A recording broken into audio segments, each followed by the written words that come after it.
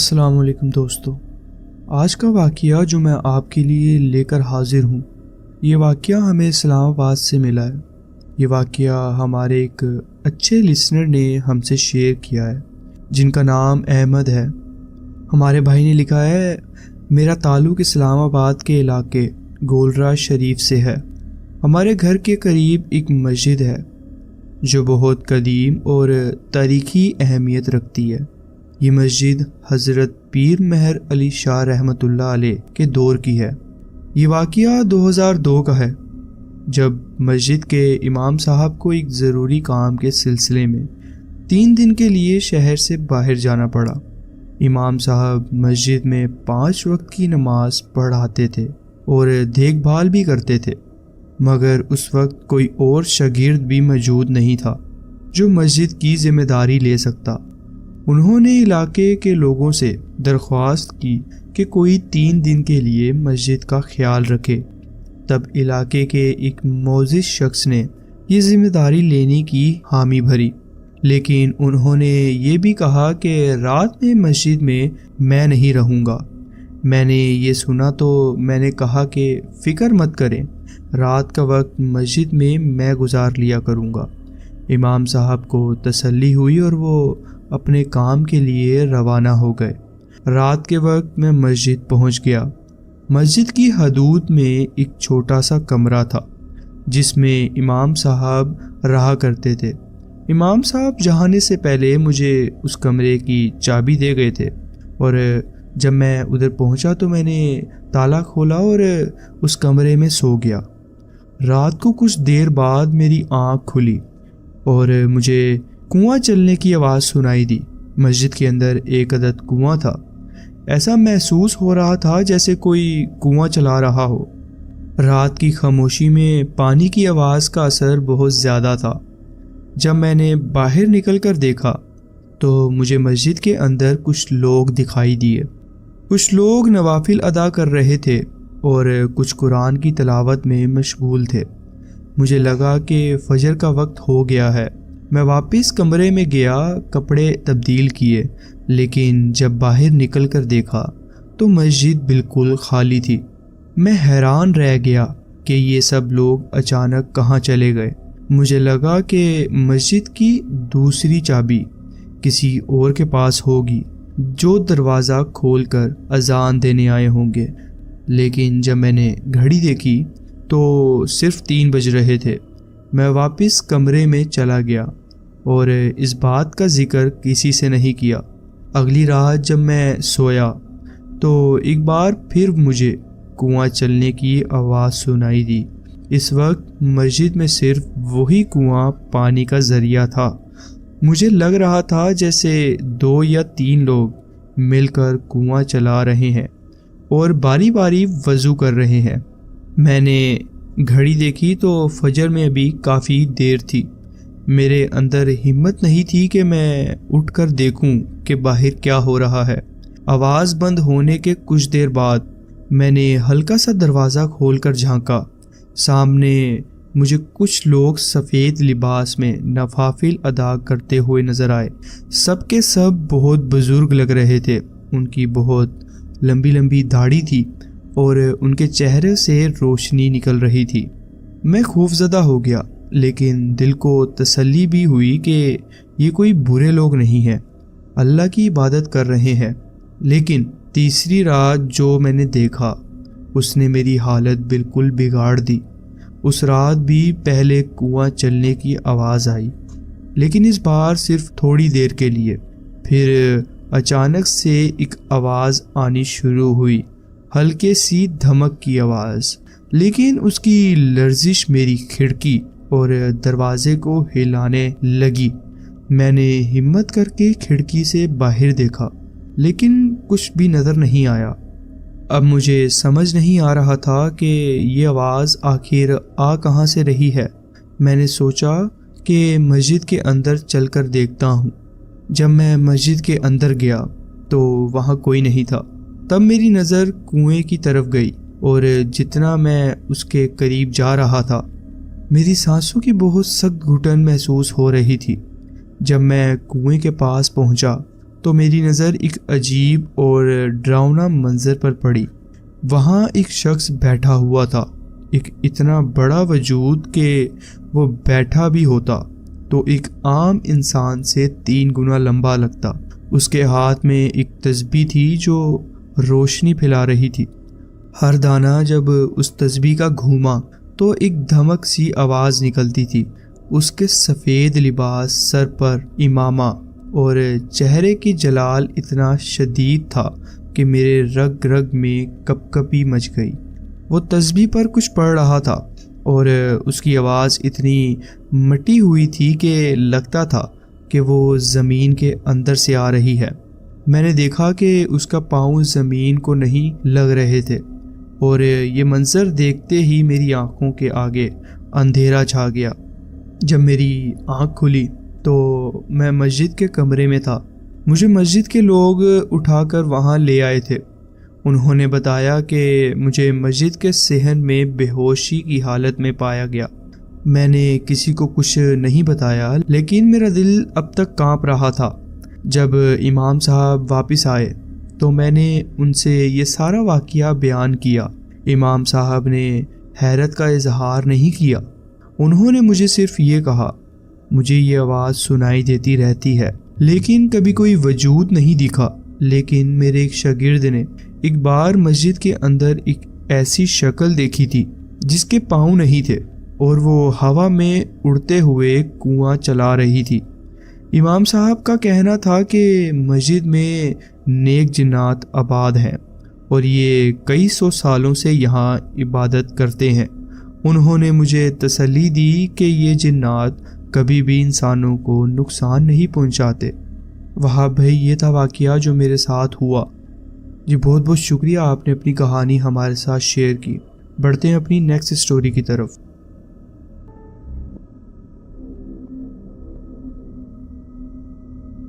السلام علیکم۔ میں 21 سال کا تھا جب یہ واقعہ میرے ساتھ ہوا، کراچی کے ایک پرانے ہاسپٹل میں۔ میں آپ کو اس کا نام نہیں بتا سکتا یہاں پہ۔ میری اس دن طبیعت بہت خراب تھی، کہہ لیں کہ میں زندگی اور موت کی حالت میں تھا۔ اللہ کا شکر ہے کہ اب تو میری طبیعت ٹھیک ہے، اب میں بہتر ہوں۔ ہاسپٹل میں رات کا وقت تھا اور جس کمرے میں میں تھا اس میں اندھیرا تھا اور صرف ادھر جو مانیٹر پڑا ہوا تھا اس کی روشنی تھی تھوڑی۔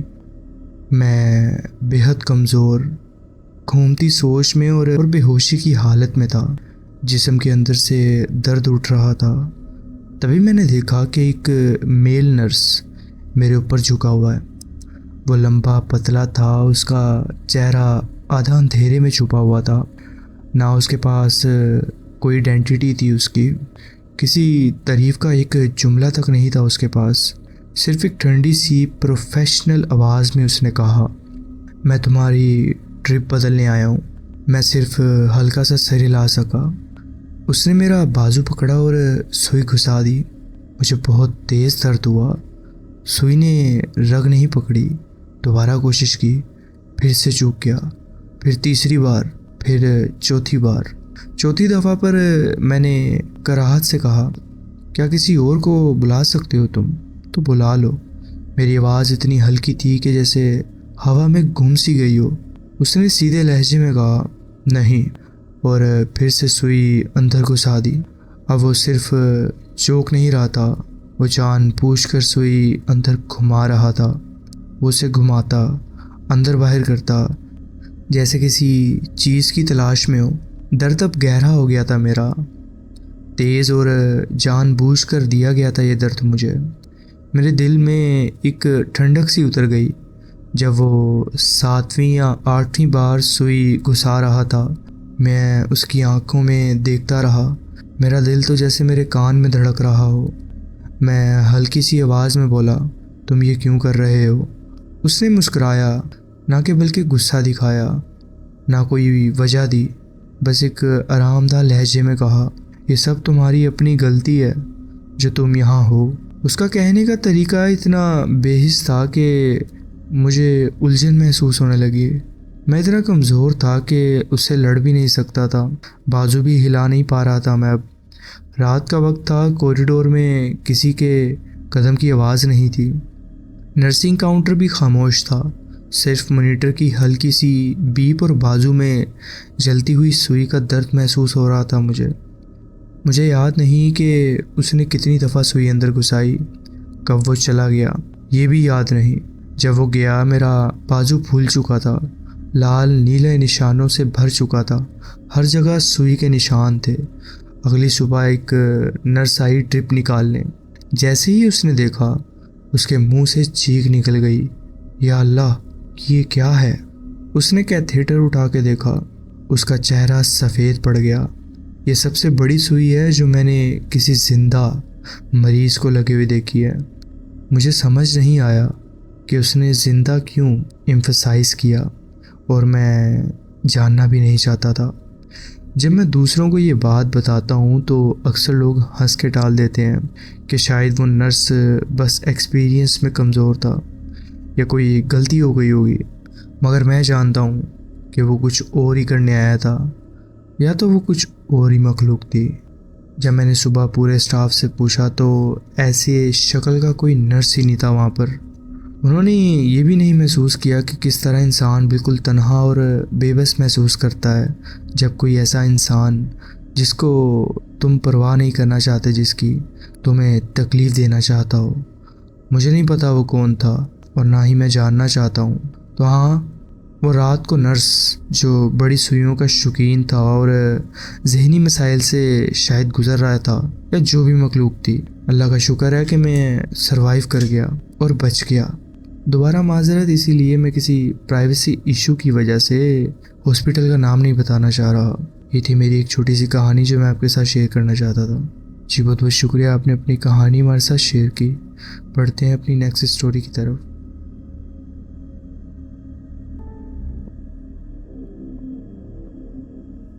السلام علیکم دوستوں، یہ واقعہ ہمیں ایک کراچی میں رہنے والے بھائی نے بھیجا ہے جو کہ اب اس وقت کینیڈا میں رہتے ہیں۔ ہمارے بھائی کا نام رضوان ہے۔ وہ لکھتے ہیں، مجھے کینیڈا میں رہتے ہوئے تقریباً 30 سال ہو گئے ہیں۔ یہ واقعہ 90s کا ہے جب مجھے ایک ہاسپٹل میں مورٹری اٹینڈنٹ کی جاب ملی تھی۔ میرا کام تھا مردہ خانہ کے ریکارڈ سنبھالنا۔ پہلے دن کافی عجیب تھا۔ میں بیسمنٹ میں موجود مردہ خانہ کے باہر انتظار کر رہا تھا۔ مجھے بتایا گیا تھا کہ ایک شخص آئے گا جو مجھے کام کے بارے میں گائیڈ کرے گا۔ بیسمنٹ کی سیٹنگ ہی کریپی تھی، ہلکا سا اندھیرا رہتا تھا اور سب لائٹس دن بھر آن رہتی تھی۔ تو میں وہاں کھڑا تھا اور جب ایک شخص آیا اور مجھے اندر آ کے ٹور کروایا، ہر چیز سمجھا کر وہ چلا گیا۔ تھوڑی ہی دیر کے بعد ایک اور شخص آیا۔ یہ شخص انڈین لگ رہا تھا۔ اس نے دیر سے آنے کی معذرت کی اور کہا کہ وہ مجھے کام سمجھانے کے لیے اپوائنٹمنٹ کیا گیا ہے۔ مجھے بہت عجیب لگا تو میں نے کہا، مجھے تو سب سمجھا دیا گیا ہے، ایک شخص پہلے ہی مجھے گائیڈ کر گیا۔ یہ سن کر اس شخص نے ہلکے سے مسکراتے ہوئے ایک باڈی اسٹوریج یونٹ کھولا اور پوچھا، کیا وہ شخص یہ تو نہیں تھا؟ جب میں نے باڈی دیکھی تو میری سانسیں اٹک گئی۔ وہ مردہ اسی شخص کا تھا جو تھوڑی دیر پہلے مجھے اندر کا ٹور دے کر گیا تھا۔ میرا دل بند ہونے لگا۔ اس شخص نے مجھے بتایا، یہاں ایسی چیزیں عام ہیں، اپنا خیال رکھیں۔ مجھے اکثر مردہ خانے میں آوازیں سنائی دیتی تھیں، جیسے کوئی لوگ بات کر رہے ہوں۔ کبھی مجھے میرے نام سے پکارا جاتا۔ ایک دن جب میں ڈیوٹی پر تھا، ایک بوڑھا آدمی اور عورت ایک پولیس آفیسر کے ساتھ آئے۔ ان کے ساتھ ایک اسٹاف ممبر بھی تھا جو ہاسپٹل کا ID کارڈ پہنے ہوئے تھا۔ انہوں نے کہا کہ وہ ایک ڈیڈ باڈی کی پہچان کرنے آئے ہیں۔ میں انہیں ڈیڈ باڈیز دکھانے لے گیا جب انٹرنس کے پاس رکھا ٹیلی فون اچانک بجنے لگا۔ میں فون اٹھانے گیا، لیکن جب تک میں فون کے پاس پہنچا رنگ ٹیون بند ہو چکی تھی۔ جب واپس گھوما تو وہ سب لوگ غائب تھے۔ اس مردہ خانے کا صرف ایک ہی ڈور تھا، لیکن وہ لوگ بنا گزرے کیسے چلے گئے؟ میرا خون جیسے جم ہی گیا ہو۔ یہ سب چیزیں مجھے پریشان کرنے لگی تھیں۔ پھر ایک دن ایک صفائی والا شخص آیا اور کہا کہ اسے اندر صفائی کرنی ہے۔ میں نے بولا آپ آرام سے صفائی کر لو، میں باہر چلا جاتا ہوں۔ میں کچھ دیر بعد اس کے پاس گیا، لیکن جب میں اندر گیا تو اندر کوئی تھا ہی نہیں۔ بعد میں پتہ چلا کہ وہ صفائی والا کوئی انسان نہیں بلکہ کوئی غیر انسانی مخلوق تھی۔ اس سب کے بعد میں نے وہ جاب چھوڑ دی۔ مجھے واپس اپنے ہوش سنبھالنے میں بہت وقت لگا۔ یہ میری زندگی کا سب سے ڈراؤنا ایکسپیرینس تھا۔ جب بھی یہ یاد کرتا ہوں میرے رونگٹے کھڑے ہو جاتے ہیں۔ شکریہ آپ نے اپنی کہانی ہمارے ساتھ شیئر کی۔ بڑھتے ہیں اپنی نیکسٹ سٹوری کی طرف۔ السلام علیکم، میرا نام شہروز ہے۔ میں 2023 میں کچھ مہینے کے لیے ایک چھوٹے رینٹل ہاؤس میں شفٹ ہوا۔ یہ ایک چھوٹا سا کیبن تھا جو ایک ڈرٹ روڈ کے اینڈ پر تھا، اور میں اپنے والدین سے کام کے سلسلے میں الگ ہوا تھا۔ اس کیبن کا اصل خریدار اپنے کچھ پرسنل مسائل کی وجہ سے شفٹ کر گیا تھا کہیں اور آسانی کے لیے میں اسے اپنا لینڈ لارڈ کہہ دیتا ہوں۔ یہ کیبن ایک پورا یونٹ تھا۔ منتھ ٹو منتھ رینٹ پے کرنا تھا، جو میری ٹیمپریری سچویشن کے لیے پرفیکٹ تھا۔ کیبن میں ایک چھوٹی سی کچن، ایک ٹھیک ٹھاک سائز کا لیونگ روم اور ایک بیڈ روم تھا جہاں چھوٹی سی سیڑھیاں چڑھ کر پہنچا جاتا تھا۔ بیڈ روم کا دروازہ ایک ہیچ ٹائپ کوئری ڈور تھا جو مجھے ہر رات بند کرنا پڑتا تھا۔ مجھے کھلا دروازہ بالکل پسند نہیں، اس سے مجھے لگتا تھا کہ کوئی مجھے دیکھ رہا ہے۔ میں وہاں 1 مہینے سے رہ رہا تھا اور دوسرے مہینے کا رینٹ بھی دے چکا تھا۔ میرے ساتھ کچھ اور کیبنز بھی تھے اس روڈ پر، لیکن ان میں سے کافی خالی تھے کیونکہ میں نے کبھی کوئی کار یا لائٹ وہاں نہیں دیکھی تھی۔ باقی نیبر سے میری ملاقات نہیں ہوئی تھی۔ ایک دن میں 12 گھنٹے کی شفٹ کے بعد گھر آیا، تھکا ہارا۔ ایک لیٹ نائٹ ڈنر بنایا، پینٹ بٹر سینڈوچ اور ایک پروٹین شیک، اور سیدھا بیڈ پر چلا گیا۔ ٹی وی دیکھتے ہوئے سو گیا۔ ہر رات کی طرح میں نے ہیچ ڈور کو اندر سے بند کر دیا تھا۔ میں ٹی وی دیکھ ہی رہا تھا کہ مجھے نیچے سے کسی کی آواز سنائی دی، کون ہے اوپر؟ میرا دل ایک پل کے لیے رک سا گیا۔ آواز اتنی کلیئر تھی جیسے کوئی گھر کے اندر سے بول رہا ہو، لیکن شاید باہر سے ہی ہو سکتی تھی۔ میں نے ٹی وی بند کیا اور بیڈ کے اوپر لگے گول ونڈو سے باہر دیکھا، لیکن اندھیرا تھا، کوئی نہیں تھا۔ میں نے آواز لگائی، کون ہے وہاں؟ خاموشی کا سلسلہ اتنا گہرا تھا کہ مجھے اور زیادہ ڈر لگنے لگا۔ میں نے دروازہ کھولا اور نیچے دیکھا، اپنے والد کا نام لیا، لیکن کوئی جواب نہیں ملا۔ میں ڈر کے مارے سیڑھیاں اتر گیا اور پہلے لائٹ سوئچ آن کی۔ لیونگ روم میں روشنی ہو گئی، لیکن وہاں کوئی نہیں تھا۔ فرنٹ لائٹ جلائی، ونڈو سے باہر دیکھا، لیکن کوئی نہیں تھا۔ میری کنفیوژن بڑھ گئی۔ میں واپس سیڑھیاں چڑھا اور ہیچ ڈور دوبارہ بند کیا۔ اب میری نیند اڑ چکی تھی تو میں نے ٹی وی دوبارہ آن کر دیا، لیکن صرف 5 منٹ گزرے تھے کہ بیڈ روم کا ہیچ ڈور پر زور زور سے نوک ہونے لگا۔ یہ نوک اتنا غصے والا تھا کہ اگریسو لگ رہا تھا، جیسے کوئی مجھے ڈرانے کی کوشش کر رہا ہو۔ اب مجھے پورا یقین ہو گیا تھا کوئی گھر کے اندر ہے۔ میں بالکل ہل نہیں رہا تھا، بس چپ چاپ سویا رہا، کیونکہ ڈر کے مارے میری سانس بھی رک گئی تھی۔ ہیچ ڈور کا لوک نہیں تھا، اور یہ سب سے زیادہ خوفناک بات تھی۔ کچھ 20 منٹ بعد جب تھوڑا حوصلہ ہوا، میں نے اپنے فون کے لیے میز پر ہاتھ مارا، لیکن فون وہاں نہیں تھا۔ شاید میں فون نیچے بھول گیا تھا۔ میں دروازہ دھیرے سے کھولا، نیچے جھانکا، لیکن صرف ٹی وی کی چینجنگ لائٹس کی روشنی تھی۔ میں چپکے سے نیچے گیا اور بنا کسی لائٹ کو آن کیے بیک ڈور سے نکل کر سیدھا سب سے قریب والے نیبر کے گھر کی طرف بھاگا۔ وہاں لائٹ آن تھی تو مجھے معلوم تھا کہ کوئی وہاں رہتا ہوگا۔ میں نے زور زور سے نوک کیا۔ ونڈو کے پاس ایک شخص مجھے گھور رہا تھا۔ میں نے چلا کر بتایا کہ مجھے فون چاہیے پولیس کو بلانے کے لیے، لیکن اس نے صرف مجھے دیکھا بنا کچھ بولے۔ وہ صرف مجھے گھورتا رہا۔ میں پیچھے ہٹا اور مجھے لگا یہ شخص بھی اس سب میں شامل ہو سکتا ہے۔ واپس اپنے کیبن آیا، پیچھے کا دروازہ بند تھا جیسے چھوڑ کے گیا تھا۔ ساری لائٹس آن کی، اپنا فون ڈھونڈنے لگا، لیکن فون کار کے سینٹر کنسول میں ملا۔ جب بیڈ روم پہنچا تو ایک آدمی میرے بیڈ پر بیٹھا ہوا تھا، ٹی وی کی طرف دیکھتے ہوئے۔ اس نے دھیرے سے اپنا سر گھمایا اور میں سیڑھیاں بھاگتے ہوئے نیچے آیا اور سیدھا کار میں بیٹھ کر پولیس کو فون کیا۔ جب پولیس آئی تو انہوں نے چیک کیا، لیکن کوئی نہیں ملا۔